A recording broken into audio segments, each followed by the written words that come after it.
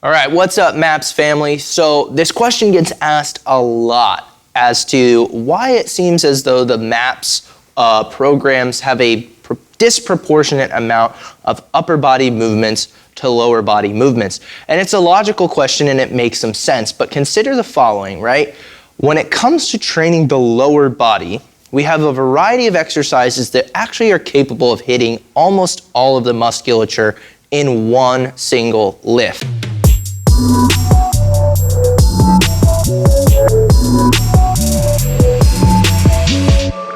The squat is going to hit a lot of quad. It's going to hit some hamstring, some adductor, even some calf and some glute. Now, the deadlift, on the other hand, is going to complement the squat perfectly by really prioritizing the posterior chain, the glutes and the hamstrings. However, it's also going to work some quad. The lunge will work almost all of the lower body quite equally. So just within those three movement patterns, you're going to be able to hit all the musculature in the lower body pretty substantially.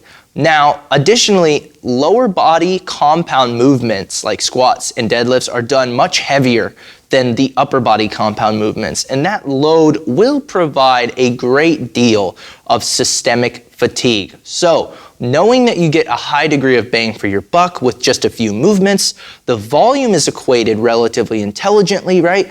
So we don't need to incur excessive systemic fatigue trying to have exactly this many lower exercises and exactly this many upper. Now, why might there be so many upper exercises, or why does it appear that way? Well, consider the following, right? Pressing predominantly works the chest, shoulders, and triceps, but almost does nothing for the posterior side of the upper body. So we need to complement that with some degree of pulling, right? So you need to get some pushes and some pulls. Now, that would also need to be extended into different planes. So to hit the chest, we push this way, but predominantly to hit the shoulders, we would need to push this way. To hit the lats, we like to pull downward, and to hit some of the mid-back and lower trap, we generally pull horizontally. So that's going to expand the library of upper body lifts altogether. Now, additionally, to build a well-balanced, polished, good-looking physique, you need to have some degree of pop with the delts, the arms, and the traps. Now, this can be modified, of course, if you're looking for a traditionally more feminine physique.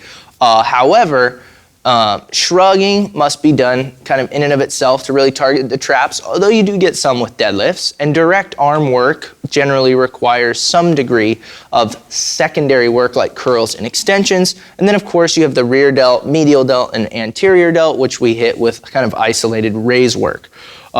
So there's going to generally be a larger selection of upper body exercises in the MAPS products, which doesn't necessarily mean we're neglecting the lower body at all. It's just, again, an opportunity to develop overall symmetry in the body without incurring unnecessary systemic fatigue and building a polished, balanced physique. Hopefully this answers your question. Have an awesome day.